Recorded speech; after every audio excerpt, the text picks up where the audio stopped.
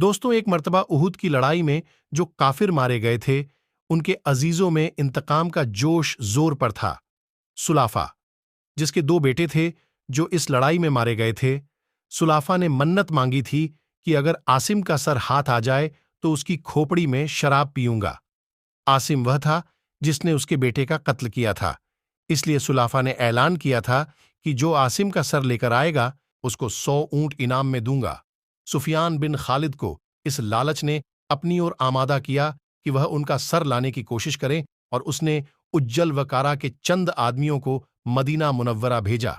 ان لوگوں نے اپنے کو مسلمان ظاہر کیا اور حضور پاک صلی اللہ علیہ وسلم سے تعلیم و تبلیغ کے لیے اپنے ساتھ چند حضرات کو بھیجنے کی درخواست کی، اور حضرت عاصم کے بھی ساتھ بھیجنے کی درخواست کی تھی کہ ان کی آواز پسندیدہ بتلائی، اور حضور پاک صلی اللہ علیہ وسلم نے 10 آدمیوں کو اور بعض روایت میں 6 آدمیوں کو ان کے ساتھ کر دیا، جن میں حضرت عاصم بھی موجود تھے۔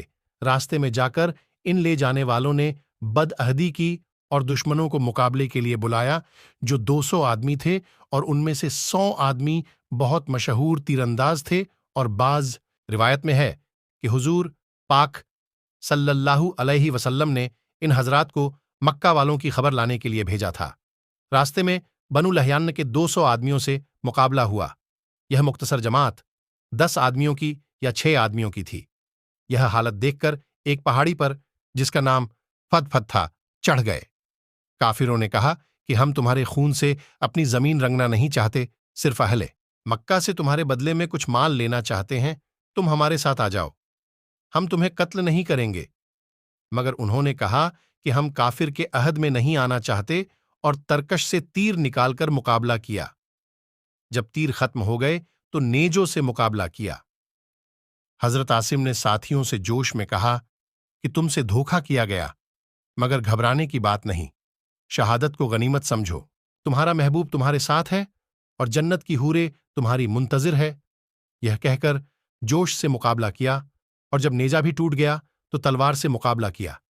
سامنے کے دشمنوں کا جو مجمع تھا وہ کثیر تھا، اور آخر شہید ہو گئے، اور دعا کی کہ یا اللہ اپنے رسول صلی اللہ علیہ وسلم کو ہمارے قصے کی خبر کر دے، اور یہ دعا قبول ہوئی، اور اسی وقت حضور پاک صلی اللہ علیہ وسلم کو اس واقعے کا علم ہو گیا تھا، اور حضرت عاصم یہ بھی سن چکے تھے کہ سلافہ نے میرے سر کی کھوپڑی میں شراب پینے کی منت کی تھی، اس لیے مرتے وقت دعا کی یا اللہ میرا سر تیرے رستے میں کاٹا جا رہا ہے، تو ہی اس کا محافظ ہے، اور وہ دعا بھی قبول ہوئی۔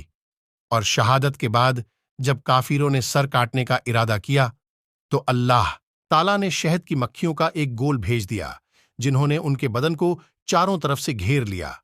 کافروں کا خیال تھا کہ رات کے وقت جب یہ اڑ جائے گی تو سر کاٹ لیں گے، مگر رات کو بارش کی رو آئی اور ان کی لاش بہا کر لے گئی۔ اس طرح 7 آدمی یا 3 آدمی شہید ہو گئے، غرض 3 باقی رہ گئے، حضرت خبیب اور حضرت زید بن دسنا اور عبداللہ بن طارق۔ ان تینوں حضرات سے پھر انہوں نے عہد پیمان کیا کہ تم نیچے آ جاؤ، ہم تم سے بد عہدی نہ کریں گے۔ یہ تینوں حضرات نیچے اتر آئے، اور نیچے اترنے پر کافروں نے ان کی کمانوں کی تانت اتار کر ان کی مسکیں باندھ دی۔ حضرت عبداللہ بن طارق نے فرمایا کہ یہ پہلی بد عہدی ہے، میں تمہارے ساتھ ہرگز نہ جاؤں گا، ان شہید ہونے والوں کا اقتدا ہی مجھے پسند ہے۔ انہوں نے زبردستی ان کو سے پھر انہوں نے عہد پیمان کیا کہ تم نیچے آ جاؤ، ہم تم سے بد عہدی نہ کریں گے۔ یہ تینوں حضرات نیچے اتر آئے، اور نیچے اترنے پر کافروں نے ان کی کمانوں کی تانت اتار کر ان کی مسکیں باندھ دی۔ حضرت عبداللہ بن طارق نے فرمایا کہ یہ پہلی بد عہدی ہے، میں تمہارے ساتھ ہرگز نہ جاؤں گا، ان شہید ہونے والوں کا اقتدا ہی مجھے پسند ہے۔